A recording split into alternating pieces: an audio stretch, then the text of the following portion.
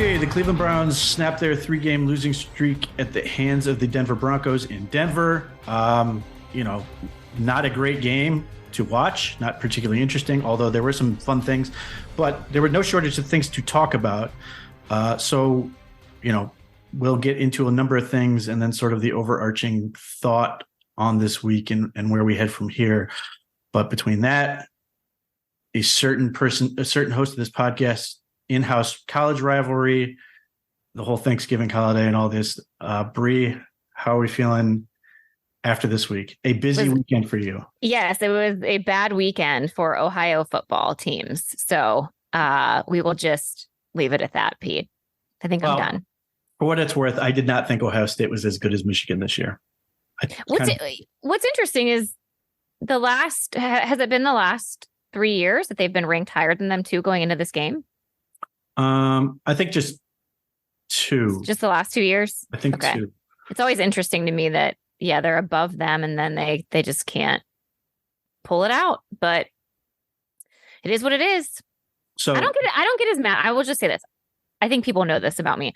I don't get as mad about college football as I do NFL football. I don't know why, but like my psyche is just kind of like, these are kids. They're college, like they're students. I just like can't get mad at them for losses. I mean, it's disappointing for sure, but I'm just not, I guess, emotionally invested as I am into NFL. And I'm not even that emotionally invested into this Browns team anymore, Pete. Okay, so we're lying today, but that's fine. No, I'm not. I'm telling you, these are things that just don't bother me. I cannot let it impact my real life. Sure. And the text messages certainly won't dispute that. Anyway. Okay, give me an example. I feel like I'm in mourning today. No, that was okay. First of all, it feels like I'm in mourning. I was so worried about DTR. I just was like, oh, that little baby, that little nugget. I'm sort of agnostic on college football for the most part. I generally root for Ohio State, in general. And obviously being fortunate enough to have a player I was able to coach who's on Ohio State, that changes things. But overall, they lost, is whatever. I sort of move on with my day. And the other part of it is the toxicity of fan bases in college football makes it very easy for me to want to disengage. Yeah. You're right about it. I mean, fan bases in general make it really tough, but for whatever reason, the college fan base is out of control. I can't even comment on it because I will get attacked on Twitter. Yeah, I mean, it's like, don't get me wrong. I understand the meaning of the rivalry, but it was literally a 12-0 team is now beaten an 11-1 team, and you're talking about firing the coach. Like, I get it. It sucks, but like he's 11-1, and you won a number of big games, not the least of which was Notre Dame, and Penn State. Anyway, the Browns. So it was another game where the Browns come out and they start relatively slow. The Broncos came out pretty quick, moving the ball well on offense. They immediately got into that 14-point hole, which we've seen so many times. And to me, I did not love this matchup going into the game, and I saw why early. And what I think people don't realize is you look at this defense and you go, they're the best defense in the league. And I'm not trying to dispute that fact. But what I looked at with this game was the Browns have obviously been on this emotional stretch of games where they've been playing a lot of close football, a lot of mentally draining games. And at some point, I think some things we could give out. And the Broncos offensive line is gigantic. The smallest guy on that front is 315 pounds. That's their center. And they're up to 360, 350 across the board. And the Browns have some very good players.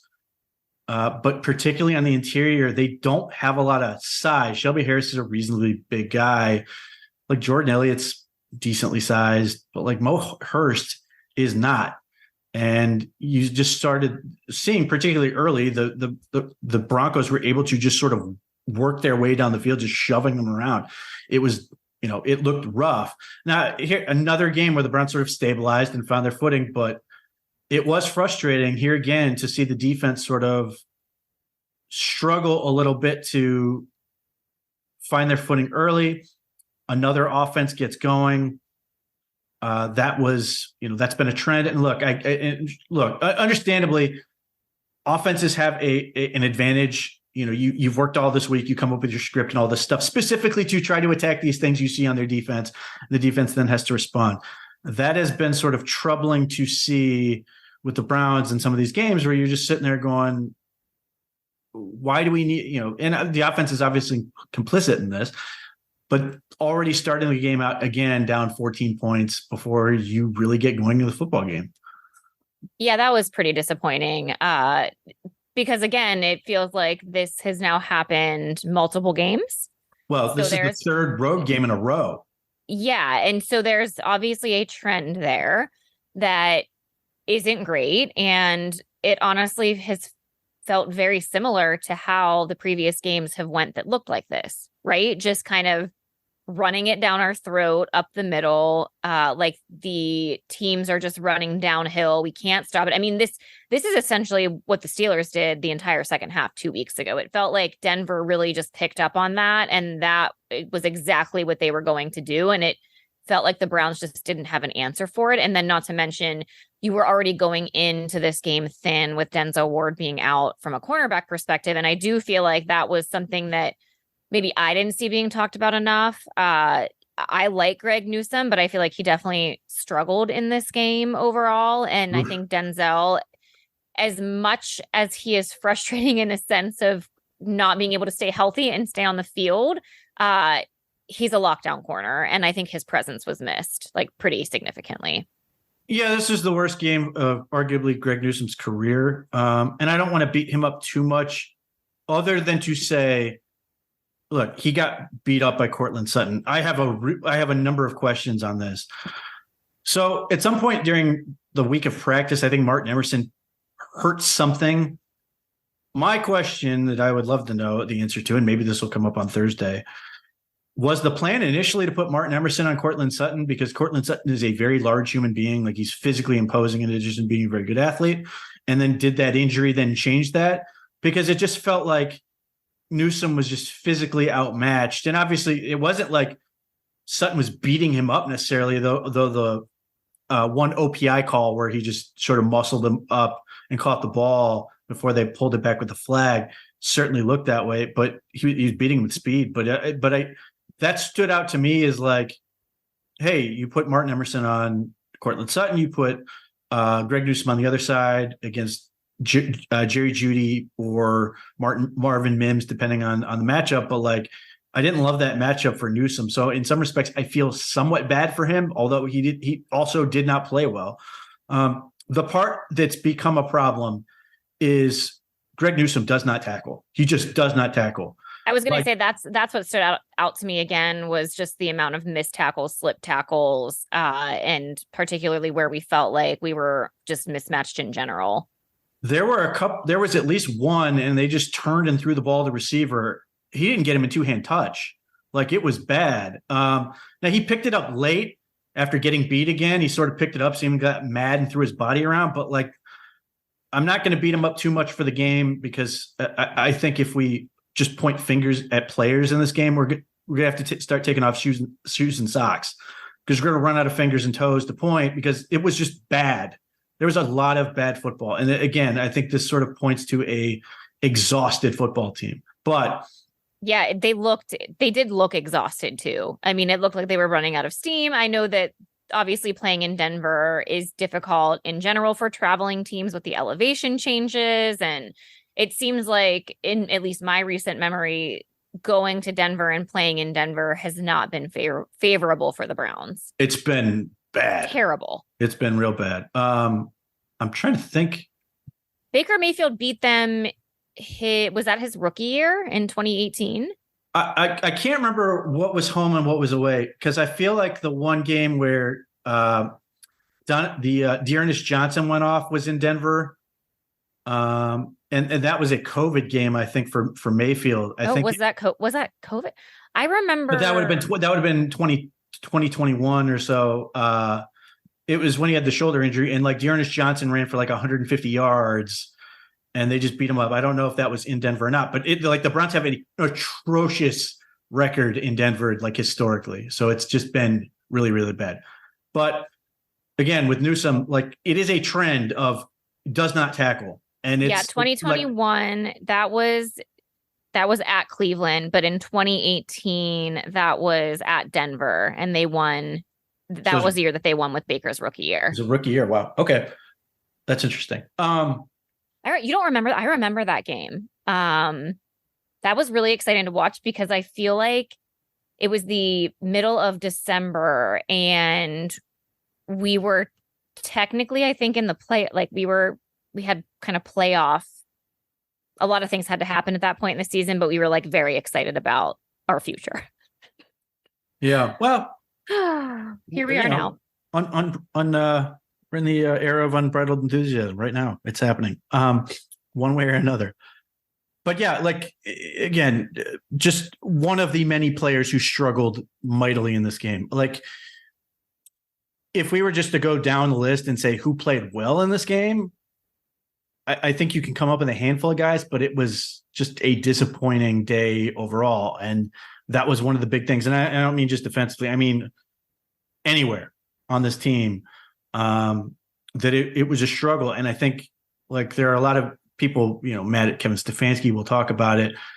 But to me, it just looked like a team that was, the Browns have been flirting with this for weeks, having these type of games, and certainly the 2 road games. They lost in Seattle when they started down in a hole. They beat the Ravens when they started down in a hole. And even in this game, there was that moment where it's 14-12 and they're going for the 2-point conversion. You're like, oh my God, they're doing this again with all that momentum. And then obviously DTR eventually gets hurt, and that changes the game. But like they were fighting, and that was the moment where it just felt like there was that last gasp was over. It was between that and then obviously following that up with the ill-fated reverse that they fumbled. And look. And then you have to stack in like all the drop passes again. Oh yeah, it was just like it was a mess. So yeah, it was a continuation of, again, like all of the things that went wrong the last couple of weeks. The Browns were able to somehow pull off a victory. They could not counter all of these mistakes, coupled with the injuries, coupled with then PJ Walker coming in. And then I just think some honestly bad decision making. I would say they dug themselves in a hole too deep, but it felt like they dropped the shovel part of the way and had to like and buried themselves. It was just that bad. So like if you're like looking at this and going, all right, who played well on defense? I mean, JOK had a game. JOK had a really nice day for him. I think he played better than anyone else on defense in this game. I think the second year guy, Alex Wright, had a good game for him, although he got called for multiple neutral zone infractions, which is really obnoxious. But like you look across the board and you're just like, who played super well on just on that side of the ball? And it was problematic. And then you go to the offensive side of the ball, you go, who played well? And I imagine Bitonio played okay. And it seemed like the interior of the line was okay for the most part. But like, if I'm looking for the 2 most consistent players on the game, I come up with DTR and Cedric Tillman, who are 2 rookies who barely started playing. And you're like going, that's not a recipe to win. Now, it's great for DTR up until he got hurt. I really liked what I saw from DTR up until he got hurt. But like given how well the Broncos have been playing the past month, and now and with this win, now they've won 5 in a row. That was not going to work in any meaningful capacity. So it's just, you look at that and you're just, just a lot of things went horribly wrong for the Browns, and they just could not get past it. Well, and I think credit to the Broncos, because 6 weeks ago, you would have thought like the Broncos, this would have been a super easy matchup. Again, it just goes to show like the NFL. I know how cliche it is to say any given Sunday, but if you're a Broncos fan starting the season, you were devastated, right? Everybody thought that they were going to start closing the shop, selling off players. It was a disaster. Russell Wilson was a disaster. Sean Payton as a coach was a disaster. Like all of this stuff was disastrous. And it's unfortunate that the Browns had to face a team that obviously is figuring things out, trending on the upward. I mean, they got blown out by Miami. Like they gave up 70 points. I mean, just like think about all of those things that they also had to overcome and had to regroup and pull together as a team. Again, like for the Browns, it's unfortunate because we have just been mauled by injuries. And I think had this team been at, I don't know, Pete, even like 70% strength, like we've just lost so many critical impact players that it's getting harder and harder to scrape by wins, especially when you're not executing or playing close to perfect. Like that's what it's going to take from here on out. I wish that this was a different story. Like 3 weeks ago when we recorded, we were talking about how this team has a chance to win every single game, regardless of what happens. I don't feel that way anymore, just because given what is happening from a personnel standpoint and with the amount of injuries, they're going to have to be able to execute and be a lot cleaner in order to win football games. You can't put yourself in a 14-point deficit anymore. You just can't do that. Yeah, I think they've reduced the amount of room for error they have. Clearly, the injuries have sapped that. They can't just they can't do what they did with the Baltimore Ravens, where they make all kinds of mistakes. And then Deshaun Watson, in the one game he looked like a franchise quarterback for one half, was able to sort of clean up all the mistakes and make it work. Like they don't have that. And I really like what I'm seeing from DTR. I'm not going to tell you he's a good quarterback, but he's certainly a hell of a lot better than week 4. And I think it's safe to say we're already at a point. And I know PJ Walker came to a game where he's not expecting to play and all that, but like, the drop off from DTR to PJ Walker is enormous already. We're already there where it's just like the game felt over once PJ Walker went in the game. And obviously they turned the ball over immediately. But well, I was sitting there thinking though, Pete, I can't believe we won 2 games with him. Yes, quarterback. Exactly. Yes. 100%. Like it was awful. And there's certain things he just does not do well. The fumble that was caused by PJ Locke, like he just does not see those free rushers coming ever and just goes about his business until he's hit and the ball's on the ground again. So it was just miserable. So that part of it was frustrating. And you mentioned the Broncos. I give a lot of credit to Russell Wilson for all the things that people have said about him and how he's done and everything else. I don't know that he played a great game, but he certainly managed a great game at the line of scrimmage. He made a lot of checks. He made a lot of calls at the line based on how the Browns were lined up, and he put his team in position to succeed, and they were able to capitalize on a lot of things.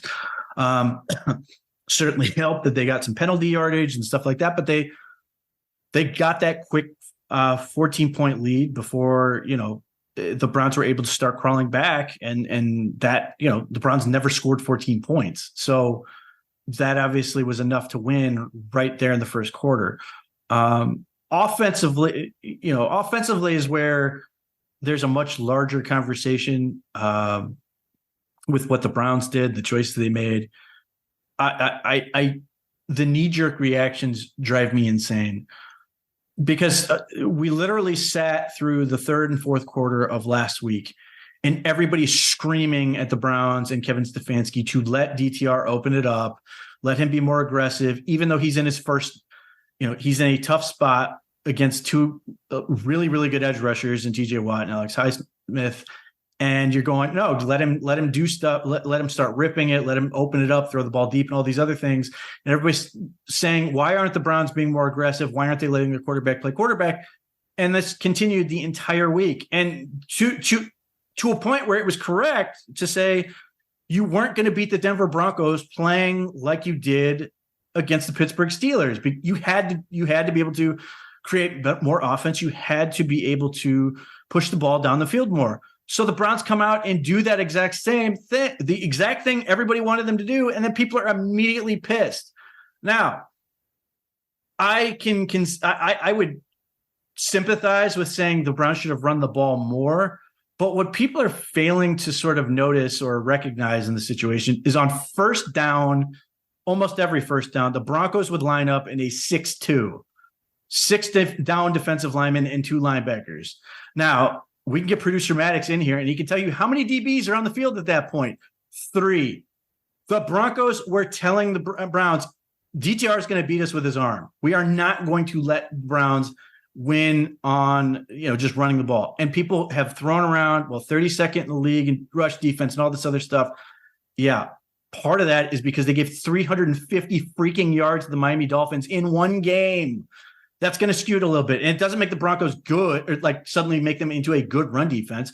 But like at some point, it just comes down to numbers and bodies. They're going to eventually stop you if they're constantly lining up in every gap and daring you to beat them. So in that scenario, the Browns would have been stupid to just slam running backs into this wall when they have one-on-one matchups on the outside. And because of the way the Broncos were playing them, the Broncos defense was either going to have to choose to cover the flats or cover the middle field.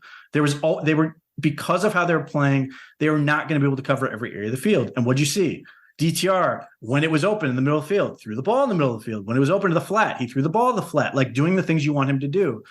And if you were to say to Dorian Thompson-Robinson, who we all think needs to get pretty good, like develop over the course of the season, especially if he's going to be your quarterback in the playoffs, if the Browns can, secure that spot, which still seems likely, he can't just turn around and hand the ball off every play. He has to actually have some semblance of looking like a quarterback. And if you're going to sit there and put him in a 6'2" and go, no, you hand the ball off, how is he supposed to feel about this situation? He can see how many DBs are on the field. He can see how open everything is. Like, it was just absolutely insane listening to this. And by the way, Mark Sanchez, for about a quarter and a half, if the Browns just did the opposite of what Mark Sanchez said they should do, they were right. He was awful on his instincts. And there were a couple times he contradicted himself. He's mad at the Browns for not running the ball, and then immediately pivots and goes, well, they got to get the ball to Amari Cooper. Then later, they throw the ball to Amari Cooper on first down in this position he wanted Amari Cooper to be in, operating from the slot. They don't connect on it, and he's mad for the Browns for not running the ball again. Like, it was just insane to listen to it. And like, there are a lot of people who are like citing Mark Sanchez's awful commentary as like how the Browns should have operated this game. I will just say though that from a fan perspective, as someone who I'm someone who is just watching with not a super critical eye, just being super basic. I found it frustrating that they were having success when they were running, and then it was like immediately we're going to throw the ball.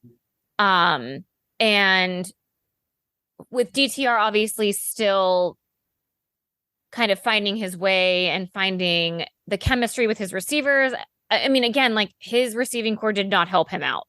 There were multiple drop passes. I don't know what is going on. I don't know if this is something where does he have more zip on the ball? Like, it reminded me of like Baker Mayfield when he first came in, and like Jarvis Landry, like literally couldn't handle his passes. There are a few things going on there. So let's start here. What the Broncos were trying to do with this 6-2, they just wanted to get the Browns into second and long. If they thought DTR was either going to fail throwing the ball, or if they were going to run it, they would stop them and force them to second and long. What was interesting is, if you watched over the course of this, the Browns had a lot of success running the ball on second down. Right. Like, because the Broncos would start in that look and then back off into a more normal defense, and the Browns would then attack with the running game. To your question about DTR throws the hell out of the ball. And there are two things that make it sort of awkward to catch. One, they haven't quite figured out the rhythm of when he's going to throw the ball yet. So especially on some of these short throws, these timing throws, you sort of had a feel on where some of these guys were going to throw the ball because you've repped with them and you repped with them and you repped with them. It's a little more chaotic with DTR, both in terms of velocity, timing, and then just ball location. Like, David Njoku had that brutal drop sort of in the middle of the field, but it was like a awkward pass. Right. He's like trying to catch it. And don't get me wrong, like Njoku's going to tell you, I have to catch that ball, but it was just a really awkward ball that he put it on. So there's some element of that. So, what's the answer to that? Well, it's just more reps. Unfortunately, in concussion protocol, he's not going to get any. So that's going to make it a more difficult thing. So I think the more comfortable DTR gets and the more repetitions he has with those receivers, I think it will get better. Just now the other part of that is the Browns have a drop problem. They Yeah. have, Well, and I regardless of quarterback. agreed. And I will say I thought it was good. It felt like DTR as he continued in the second quarter and then even in the third quarter before he got knocked out of the game. I did like how he felt the pressure in the pocket and was stepping up, stepping over, not immediately abandoning and running, but he was looking for a receiver. And I liked what I saw. Like he didn't seem as frazzled, I guess, as he did maybe at the beginning of the Steelers or even the entirety of the Steelers game for the most part. He looked like he was getting a little bit more comfortable and was able to make some of those throws, which again, like when you start to complete those throws, start to be able to connect on those passes, then that does take the pressure off of the run game, right? Because then like the Broncos have to adjust and they have to be able to defend. I actually wanted to see them just take more shots overall, just to challenge them a little bit more, because obviously the Steelers game was literally like screen pass central. And I really didn't want this game to turn into where like the passing game is 5 yards behind the sticks and like go try to get back to the line of scrimmage or get a couple of yards. So I was hoping actually for a little bit more, like give him some shots, like give his receivers a chance, maybe draw a pass interference call. I don't know, like go have at it, right? Like what's to lose?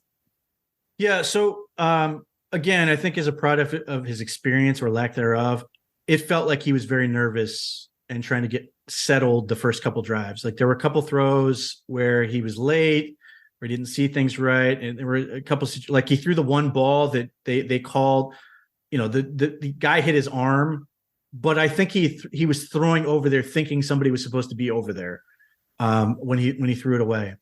There were a couple series initially where it looked like he was a little bit confused on what he was looking at. Now, to his credit, again, I give credit to the Browns coaching staff. They stuck with it. They did not use that as an excuse to just go into a shell and just endlessly run the ball. They let him work through it. And like, this is the thing people sort of have to embrace with this is like, again, this is where that concussion sucks, but like they have to grow this kid over these games because not only we talk about the postseason, but they're going to need him to help them win games later in this year. Like it's very easy to forget. The Browns are 7-4.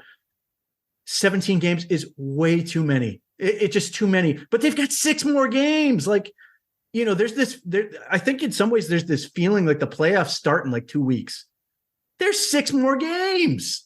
So you have to sort of let him grow. And to his credit, I think, look, the Ravens game was an utter disaster, but just from the Steelers game to this game, I saw a lot of improvement. That does not make him consistent. That does not make him good, but I saw a lot of improvement. And to your point, you can see him getting more comfortable. You could see him anticipating where rushes were going and how you had to sort of deal with it. And he made that great anticipation throw to Amari Cooper for a first down, which Mark Sanchez called a dangerous throw, which interesting. I sort of understand what he's trying to say, but it was just a really good throw.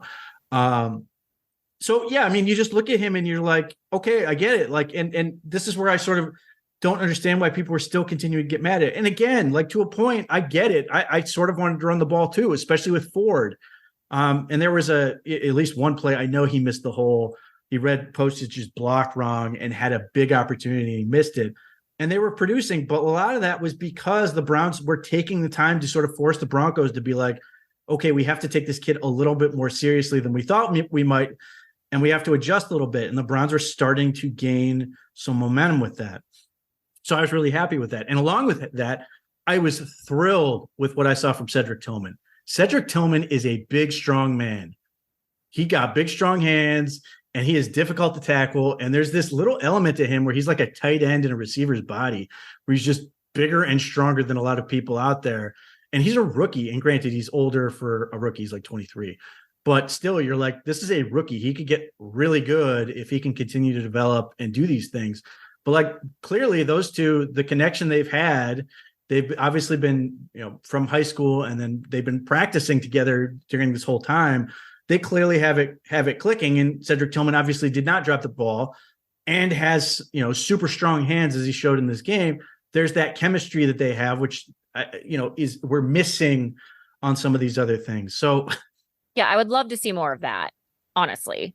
So like, That's if like, definitely that's a spot that the Browns have not really had at the receiver position. They've always kind of missed out on a big bodied receiver. well, to the point of being Tillman's big, yes, they've got, DPJ's was a big kid. Amari Cooper's No, but like I'm thinking like Josh Gordon those days. yeah. I mean, he's a man out there. So like, and if this game went differently, I think that would be a huge thing coming out of this game. Would be like, oh, DTR and Cedric Tillman, like the Browns are finding ways to get more guys involved. They're finding ways to continue to add threats and sort of build this thing despite everything. Alas, everything that went as it didn't allow that to happen. The other thing that stood out is this was another game where it was 14-3.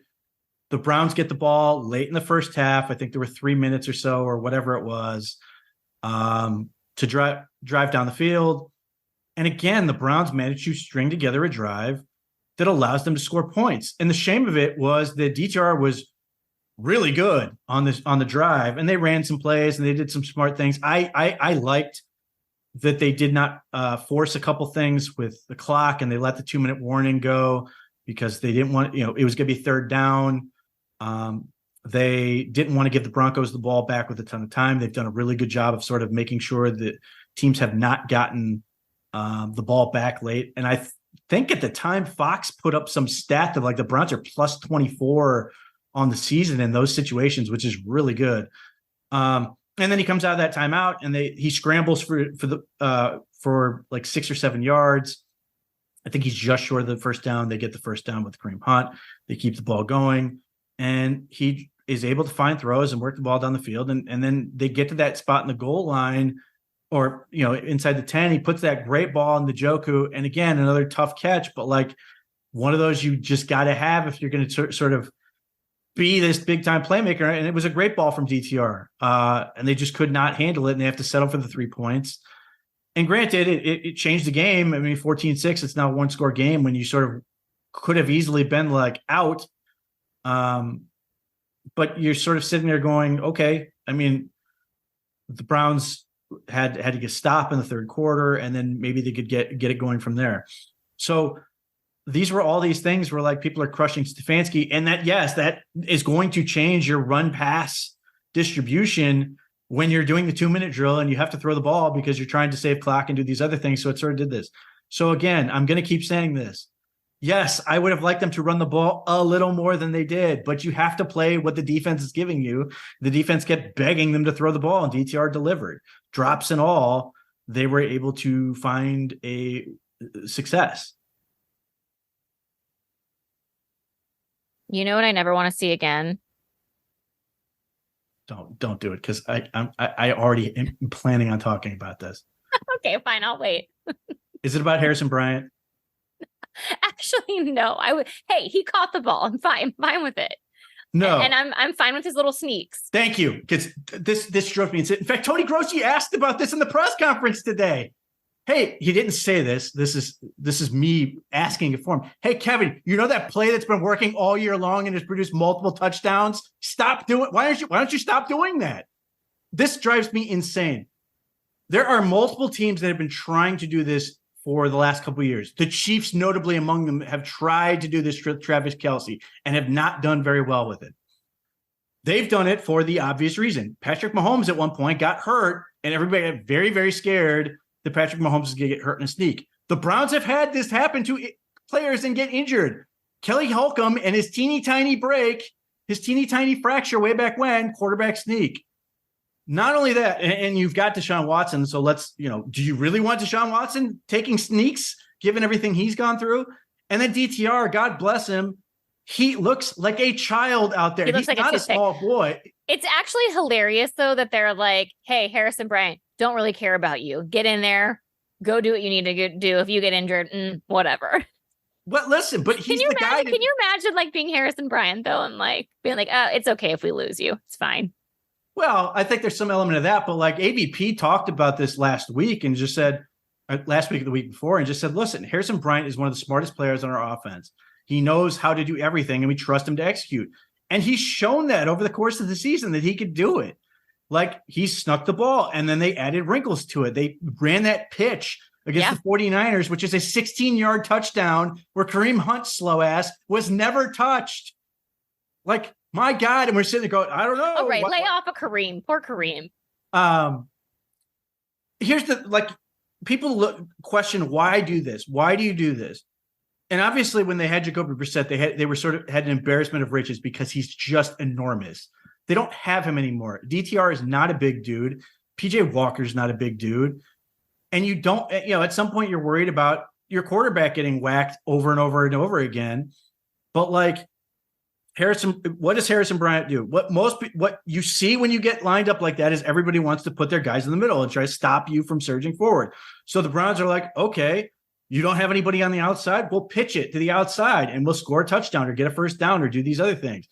Then now teams suddenly have to make a decision and go, where are we going to put our guys? We want to be stout up the middle, but we also have to be aware of the possibility that they may pitch outside. So now they have to spread guys out a little bit, and it creates seams in the defense where you can now attack. And in fact, we saw a situation, and I can't remember which game it was, where the Browns, because I think Watson was in the game, so it may have been the Ravens. They shuffle Harrison Bryant under center. The Ravens freak out and commit a whole bunch of defenders to the middle. Then Harrison Bryant motions back to an H-back position next to Watson as a sidecar. They then throw the ball to Jerome Ford in the flat for a first down. Like, that package is a pain for defenses to defend far more than if DTR is under there. Yes, DTR can do a whole lot of things, but like, the inclination is so often to then have DTR like go super wide. I don't want him going wide. I want somebody else. And like, the thing I compare this to, the one thing the Steelers, Matt Canada got fired for not giving Jalen Warren the ball enough. That is my contention. I'm not going to be changed. My mind's not going to be changed as I watched Jalen Warren suddenly get like 20 touches yesterday. Is they had this little setup where they had Najee Harris in the backfield, and then they'd always run this little jet sweep guy. And depending on the numbers, they'd either give it to the jet or just give it to Najee Harris up the middle. The Browns have all of those benefits. Like, and it's a bitch to stop that. Like, there's just so many places where they can hurt you. And the Browns force you to defend more areas than that play does. So it's really hard. And now defenses have to spend time. Now, if they spend time on the practice field, that is a pain to waste that time because the NFL has so little of it to spare. But even if you're spending time on walkthroughs or, just preparing for it, you have to come up with a plan to deal with it. And they haven't stopped it. The only thing that has stopped that penalty is a snap infraction, which is not on Harrison Bryant.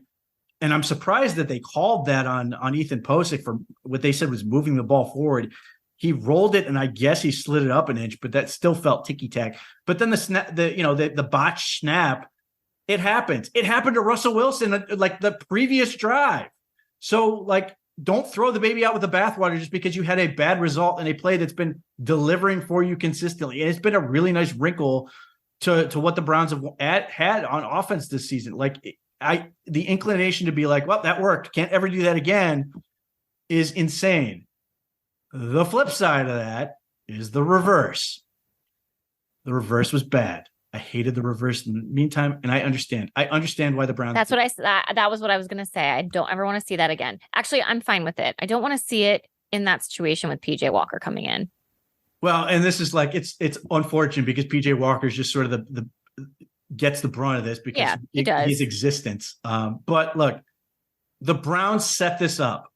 They ran that play where Kareem Hunt faked the jet sweep or Jerome Ford or one of those. They did. I think they did this more than once. They faked pitching it the other way and just ran forward for a bunch of yards.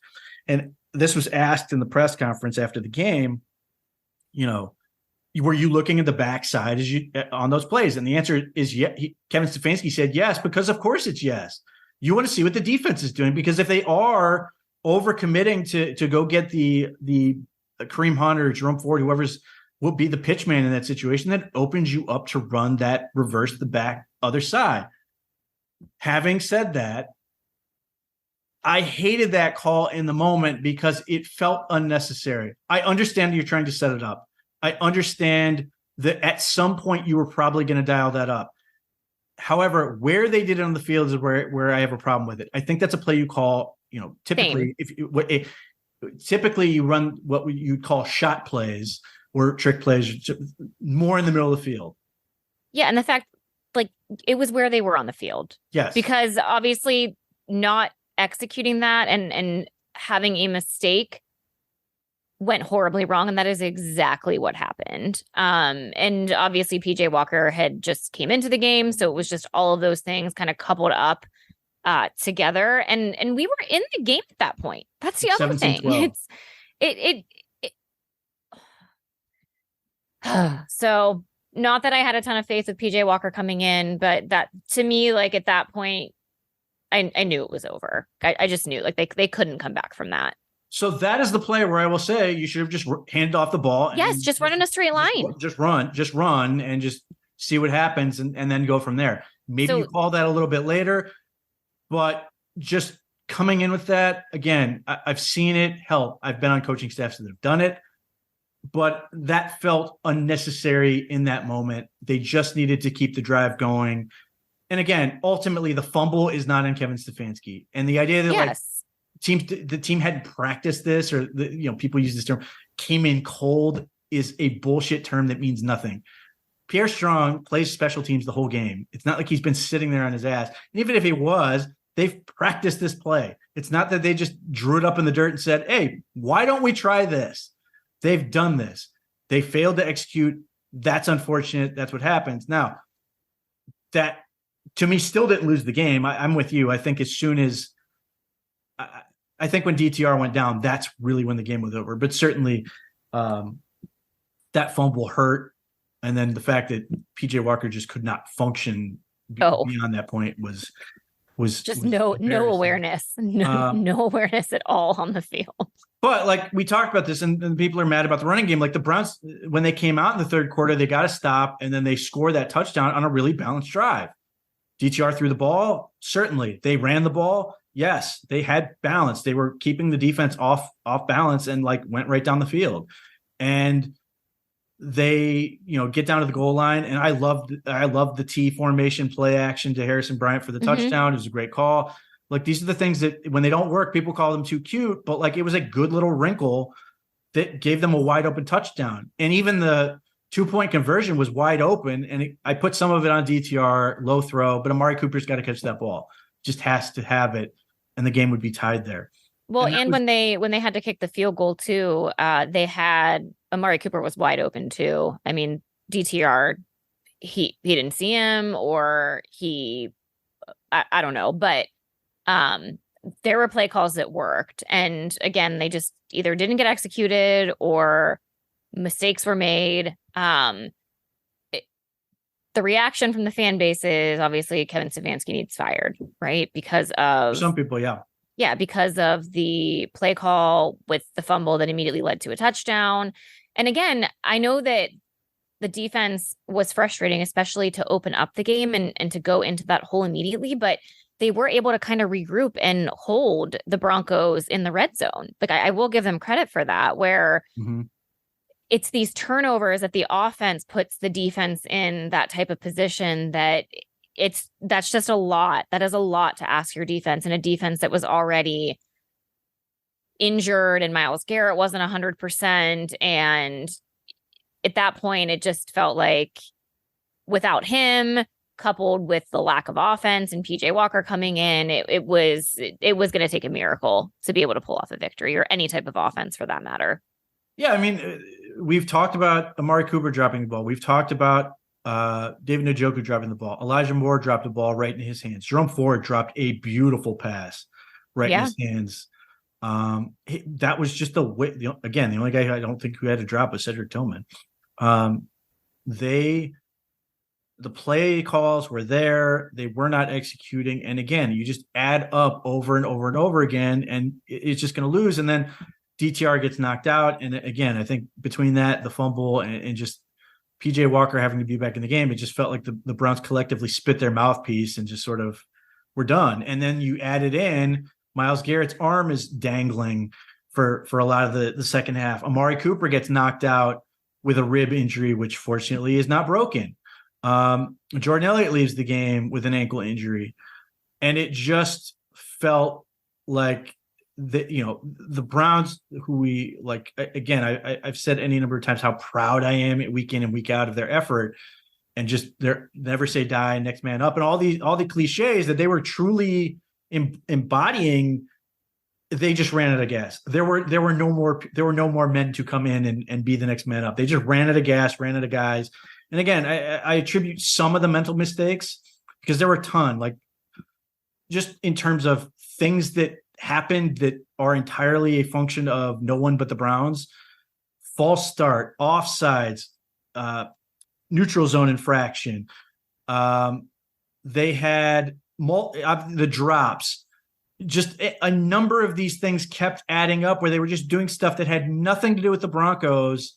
Yeah, And death just by over a the course of thousand the cuts. game, just it was, and it wasn't just one guy. It was everybody collecting. And to me, that was a sign of mental fatigue. It just seemed like they were spent. They were, they ran out of gas, and then physically they just were taxed to a point where they had nothing left. That sucked. It was not fun to watch that. And like, as much as there's a part of you that says, "Oh, well, get up and get there." Like, I just felt like in that, like, I wasn't mad at anybody. I was just sort of like, they're just done. If this was the NBA or Major League Baseball or anything else, you just sort of look at it and go, "Oh, they just don't have it tonight." You move on to the next one. Like, my thought with this whole game is like, you just throw this game out. Yeah, That doesn't mean we aren't talking about it, because clearly we've talked about all these things. But and the Browns are capable of being that bad, but at the same time, they've never been this bad this year. Just random number generator. They were rolling as low as possible throughout the game, just in terms of everything that was happening. It's on them ultimately, but again, I think that's a function of just being absolutely gassed. And I think you have those games, and we watch, we're not used to the Browns being good, so we don't have this, but we always talk about watching where the Steelers would tank a game to a team that has no business beating them, or the Baltimore Ravens, like this year, losing to the Colts when everybody's sitting there going, how are you doing this? It happens to these other teams, and I think that's largely what you got from this game.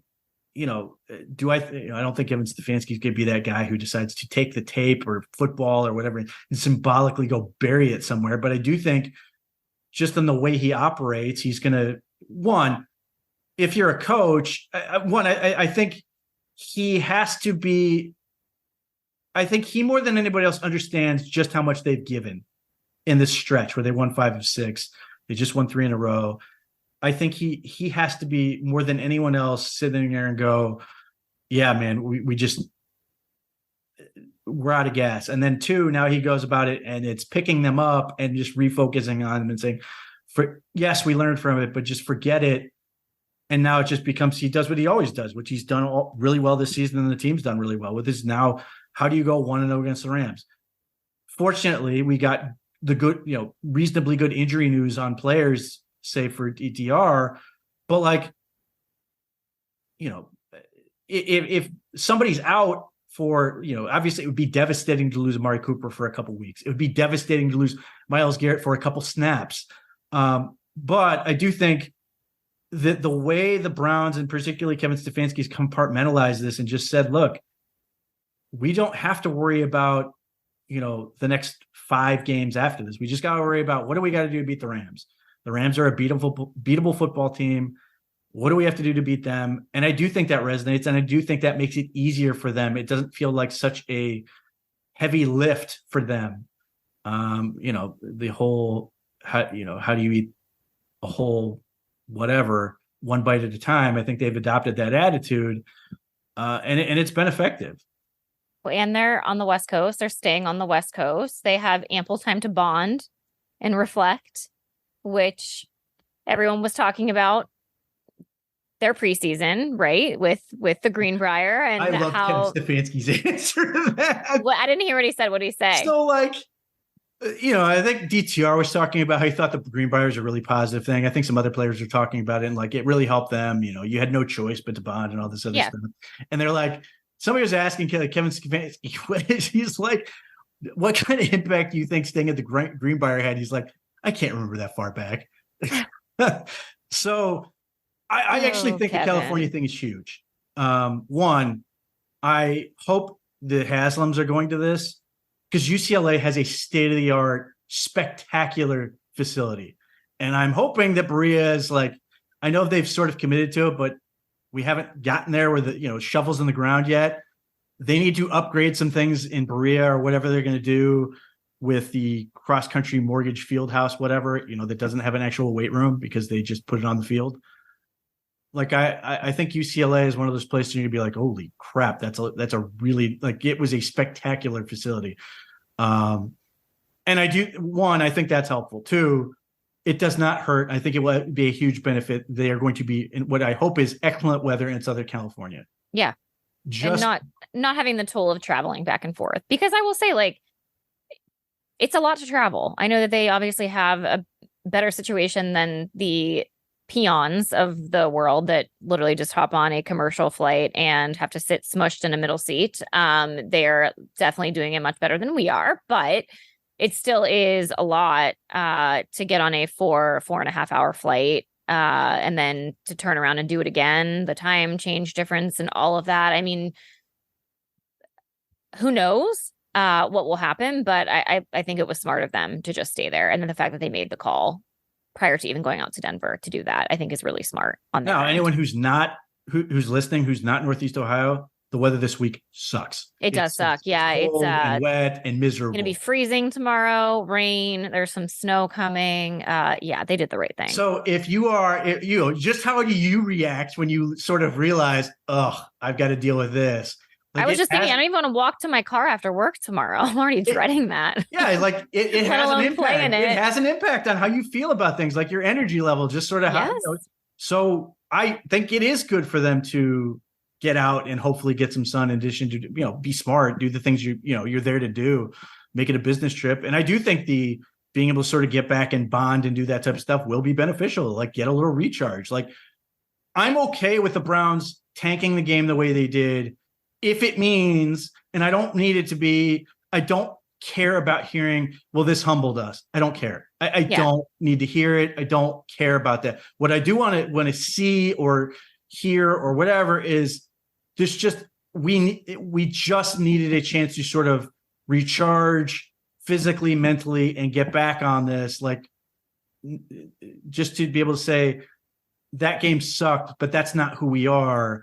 We just got to be able to sort of get back on track and start winning again. And like, Kevin Stefanski's got a really, really good record coming out of losses. Like, it's like he does not lose the game, have a lot of losing streaks in his career. So traditionally, like, they lose one game, but then they come out and win the next one. Now that would obviously be great if they can do that, because, road game in LA, there will be at least 10 or 15 Rams fans in the stands. The Browns may take that over. But like, then you come back and you've got a tough game at home, potentially, against Jacksonville, even though they've got some issues. But like, if you can come out of that 8-4, you're feeling really good about yourself and getting back on track. So like, again, I don't need the cliches. I don't need to hear, well, we learned a lot, or because that's evident based on what I saw on the field. Like, you did not. No, you know what I would have liked to have heard, to be honest with you? What's that? It was a long week. There was a holiday thrown into it. We had family things we had to tend to. People were traveling. Then we had to hop on a flight. I had a really hard time waking up today to do my job. Not going to lie. Like, everyone in my house today was just, the whole routine was thrown off last week. And I know professional football players, they have a routine down. It's not an excuse, but I always say this, they are human.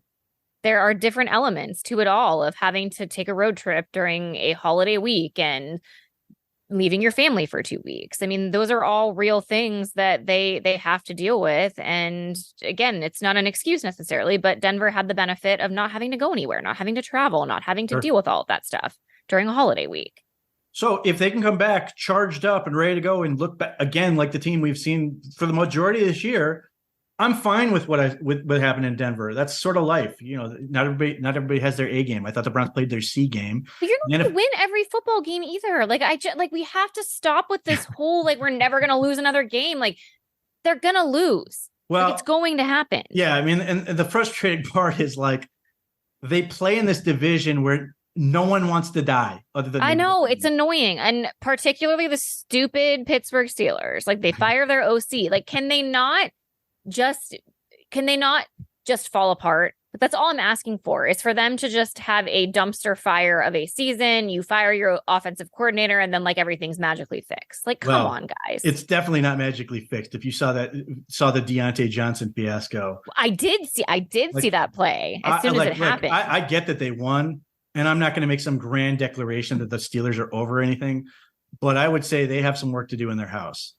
Woo. Like Deontay, give me more of that, Pete. That's what I want to see. Well, you may not realize what happened last week because you've been busy.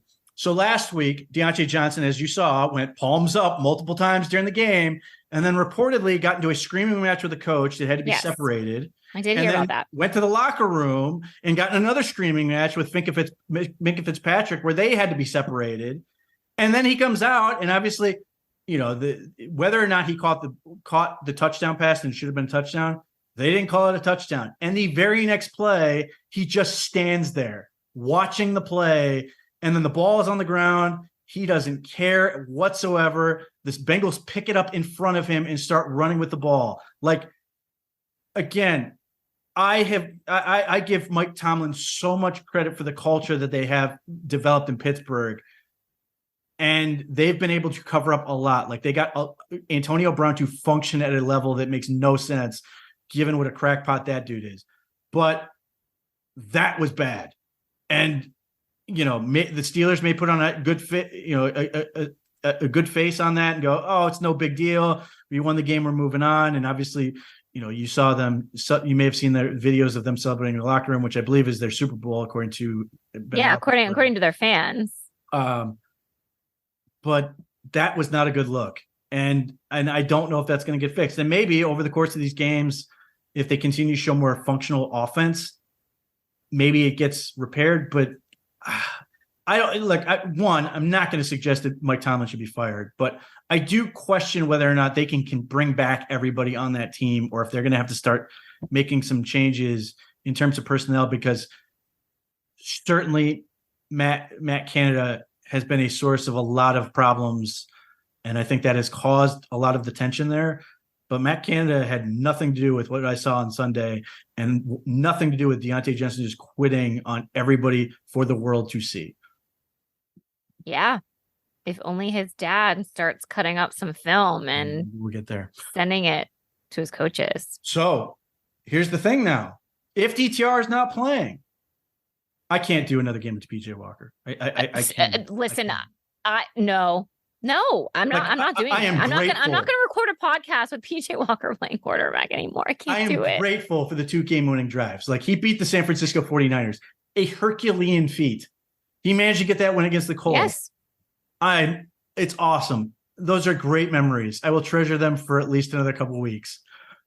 I don't need to see it ever again. I'm done. Like, no, let it just be part of the history books. I don't have some like miraculous expectation that Joe Flacco is going to come in and play at a super high level, though it would be great if he played at the exact level he played at the last time he saw the Browns, when he was a member of the Jets, part of that 31-30 comeback. That's also part of the history books. We don't need to revisit that. But you got to go with Joe Flacco at this point. You have to. You 100%. For this. Listen, if nothing else, he's smart. He should be able to make good decisions and not turn the ball over. Like, I'm not asking for much. I truly am not asking for much. Like, right. I just want you to be competent, make good decisions, not turn the ball over. Those are things that PJ Walker has not proven he can do. Did you watch his press conference? Who? Joe Flacco. No, I did not. I just saw won over snippets. The media in about 20 seconds. Oh, I saw some of them like I would expect nothing for less. Him live on video. Who was swooning?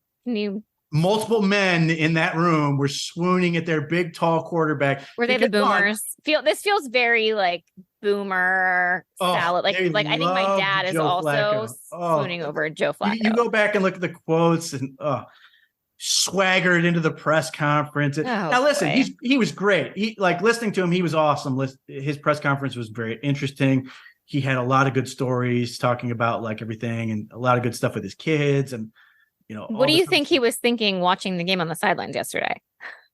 Oh, I think when DTR was playing well, he's like, I'm doing great. I'm gonna be fine. Just I don't have to do collect my anything other paycheck. than help him out. Like now, I genuinely believe Joe Flacco is just a super competitive guy who loves the game, and also may want to break from his 5 children. I can But relate to like, that. yeah, he's got a lot of kids. But like, he's been working out and staying with it, and like, he was talking about some of the stuff he's been doing. Like, he does not seem like a guy who's just sort of like, ho hum, yeah, I guess I'm here. Like, he was into it. I did find that part very refreshing. But the other part of that, the second DTR was getting picked up off the field and walking off and going off with trainers, he had to be thinking in his hoodie sweatshirt because he was not dressed for the game. Well, I'm playing next week. Get ready to practice. At least it's in LA. Yeah. So I have no expectations on Joe Flacco. He could. I generally would think, to your point, he's smart enough. They can't throw at anything at him he hasn't seen. Right. He's been in the league 18 years or something. He started 180 games, and the last time he played, he was not bad. Like, his numbers aren't. People will quickly point out, if you take out the 4 touchdown performance against the Browns, he was like 1 touchdown and 3 interceptions. What I would point out is that he started those first 3 games for the Jets. Garrett Wilson got fed. Elijah Moore got fed. Elijah Moore was pretty happy when the Browns got Joe Flacco. Like, players were happy to see him on this team, including DTR. I was really happy when I heard DTR talking about how like he was excited to have a mentor. And it was interesting because DTR mentioned he has an actual just a mentor, which one just made me immediately think of Seinfeld, but just he has a guy who's just like, he's hired to be a mentor, which I thought was interesting. That's literally no way am I throwing shade at him. That's not something you generally hear from anyone really, but that's an interesting part of that. And then he's like really happy that he's got someone else like Joe Flacco that he can pick his brain and learn from. So I am impressed with DTR's intellectual curiosity. Yeah, I agree. I listen, as you mentioned, 0 expectations. Regardless of who is playing quarterback at this point, that's kind of where I'm headed. Which realistically is how I've had to approach about the last 6 weeks anyway, because whether it was Deshaun Watson in Baltimore, you're like, I don't know. I mean, he beat the Cardinals, but what does that mean? And then, to then DTR against the Steelers, to then, okay, DTR was okay against the Steelers, but like, he didn't really do anything. So what do we expect him to do against the Broncos? And you're like, oh, he did pretty well against the Broncos. So like, if you approach it that way, you can't get really mad afterwards, you guys. So let us just give you some advice. Stop having high expectations for the current team that is being marched out onto the field. Which is, wow, I would just say, let the team surprise you, because again, this another week where people were like, 14-0, that's it. It's over. I'm getting out of here. I don't know what the team has to do, but yeah, fascinating dynamic with the Browns and their quarterback situation. And then at a Rams team, it's got so many young players, and then Matthew Stafford and a questionable offensive line, which could be really bad if Myles Garrett feels good and those other guys are going. And meanwhile, the Browns have to deal with Aaron Donald and some young rushers. Right. It's a really interesting game, and obviously a matchup you don't see very often in general. But then the Rams team's just such a inconsistent team in general. I have no idea what to expect. So it's kind of interesting from that standpoint. But look, I mean, they had, as the theme of this really has to be, in addition to not having enormous expectation, is just look at every game as an opportunity. The Browns have an opportunity to come out of this 8-4. And if they do it, everybody's going to be thrilled. If they lose, yes, it will suck. They will be 7-5, but they're hardly out. They would then at that point be tied, still in the wild card. So they have a little bit of wiggle room, even though it's incredibly frustrating just because of the way the AFC North is stacking up, that it seems like the entire division's going to make the playoffs other than the Bengals. Can I ask you, Pete? So I know when we first started recording this season and the Browns were kicking off their season, you felt like there was a stretch of very winnable games. Now, I know so many things have changed. There's a lot of different factors that go into this, but how do you feel with the remaining schedule? Because now I'm looking at things and who they have left, and I'm not feeling like, first of all, no game is a guaranteed win. Let's just start there. But with kind of how things are going in the league and some of these teams kind of coming in hot or getting on these like little streaky wins, how are you feeling going forward? It's a good question. Once Deshaun Watson was out for the year, I felt like every game was going to be a battle in some respect. It's just the nature of the beast. One, had no idea what DTR was going to be, and I know what PJ Walker is. So at that point, you're like, we'll see. They're going to have to fight and scratch and claw and win, and they did that with the Steelers, which felt like a huge boost. So at this point, you're sort of like, I feel like the Browns. I mean, the Browns are actually going to be. I think the Rams are actually favored in this game based on all the uncertainty, which I get. But I feel okay about this, and the reason why is because how the schedule ends up. The Jets on Thursday night, which I'm not looking forward to because Thursday night is just death at this point in the season. You're just waiting to see how many players are going to die on the field. Oh God! And then you get but the Jets may have nothing to play for. They're already seemingly on the verge of mutiny. Like and again, it seems like some of these coaches in the league are trying to make Kevin Stefanski look better by putting Tim Boyle out on the field and watching Jake Browning play football. That they're like, hey, Kevin, you can look great by playing DTR and making him look pretty good. So the Browns have to play what is currently the Tim Boyle-led Jets on Thursday. Then they get a week and a half to prepare for the Jake Browning-led Bengals. Yeah, the Bengals. Which and those teams, neither of which may have anything to play for at that point. Now, maybe they're super fired up for spoiler, but the Bengals aren't. They don't get me wrong; they have some young players, but like a lot of their guys are veterans, and I don't know how much those guys would be pushing for it. And the Jets have more veterans. And again, I feel like they're pretty close to a mutiny. So like, I feel pretty good that if the Browns can get one more win in one of these games, whether it's the Rams, the Jags, or the Bears, they're going to be in pretty good shape. And I'm missing the Houston Texans. The Texans, which going to Houston, not you wouldn't have thought at the beginning of the season that would have been. CJ Stroud is really fun to watch. Good. If they can get one of those wins, and I still feel good about the Bears. I know the Bears are playing better, but I still feel good about the Bears. You think the magic number is still 10? 10 gets them into the postseason. You think? I can't see how it doesn't. You're expecting one of these teams to rip off at least 4 of 6, and the Browns have one of the easier slates, relatively speaking, given their challenges. But like, people are like, oh, the Steelers have a winnable schedule because they get to play the Patriots this week. They get to play the Bengals again, but like they finished with like rough road games. The Ravens have a tough stretch. They still play the Dolphins among other teams. And I don't expect the Browns to catch the Ravens, but like the Texans lost the game. They had a really good opportunity to win. The Jags tried to give that game away any number of times. The Chargers are done. There's some other teams that are sort of flirting with it. I just don't know if any of them are really in this position to really take that spot. Now, I don't want the Browns to end up at the 7th seed. Just on, I hate the fact that they would need that to get into the postseason. But if they can get in, they can get in. So I still look at 10 as the magic number. I still feel pretty confident they can get there. Injuries are the big thing right now, but like, so long as DTR can recover in a reasonable amount of time and get back to doing what he was doing, I feel good that they're going to win those games. Like I'm very encouraged by what I saw from that was really good stuff. The end of the second quarter and the beginning of the third quarter, you're like, okay, like I get it. He's not going to be a superstar right away and maybe never will be, but like the Browns can win with this quarterback as long as they have some toes left at the end of a game that they haven't shut off. I'm just looking at the Steelers schedule, and I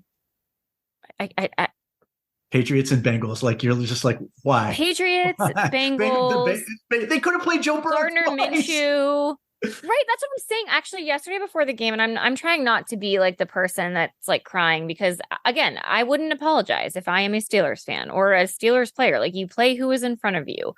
I'm not going to apologize for the Browns' victories where they got the benefit of some of the calls this year. We looked it up yesterday, my husband and I, because I got so annoyed sitting there in the 1 o'clock hour watching the Steelers play a Ugh, Joe Burrowless Bengals team. And I was like, ugh. how many backup quarterbacks or rookie quarterbacks have the Steelers faced this year?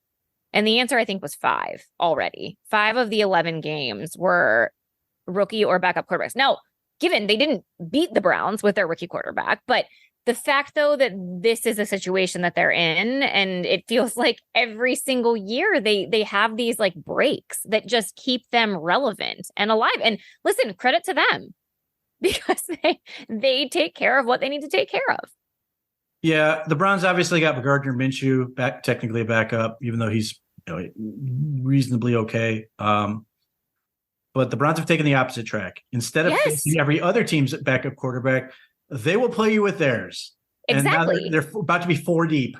Now, I know. somebody told me Wild. that Marty Schottenheimer had a season where they've won 4 games with 4 different quarterbacks. Joe Flacco has that opportunity to get Ooh, I actually love this. Let's put a win. good stat out there in the world for the Browns. A 4th win. It's like 3 is still crazy to me. 3 is crazy. If they can get a win with a 4th different quarterback, like good Lord, that would be. People should stop calling and firing Kevin Stefanski, maybe.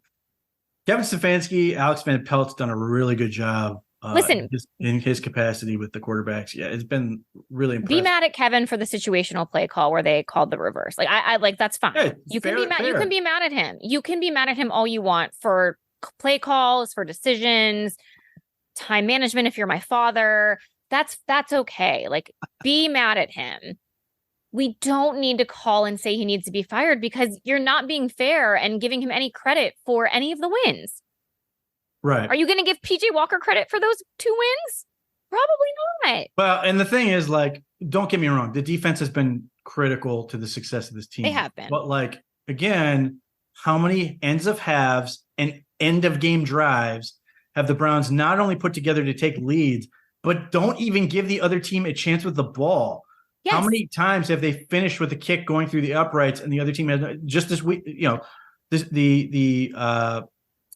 Broncos got the ball back and immediately kneeled it. Like the Browns kicked the ball and won the game against the Ravens with the clock hitting 0 or 2 or whatever it was. Like they've been really good at dealing with some of these things to avoid like what happened just to the Bills, on Sunday night, where the Eagles are able to go back down the field and kick a 58-yard field goal to tie it and then beat them in overtime. Like the Browns have been really good at shutting the door. And yes, Jim Schwartz deserves a ton of credit, as does the team for assembling all that talent. But like, you can't sit there and just not give Stefanski credit for closing out these halves and these games that have been the difference between wins and losses. Like you have to give him credit, and you have to give him credit for hiring Jim Schwartz and Bubba Ventrone and all these other coaches that the prospect. If you live in a world where you're sitting there going, you fire Kevin Stefanski, but you have to lose Chad O'Shea, Bill Callahan, Stump Mitchell,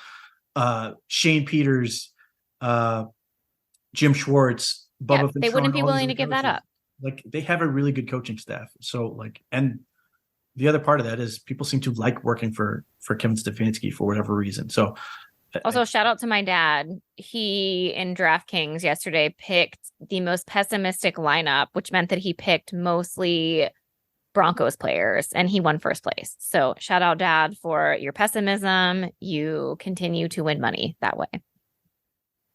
He's balancing out your mom's optimism. 100%, yes. Well, all right. So hopefully Joe Flacco will start, because that will mean we'll have 2 hosts next week.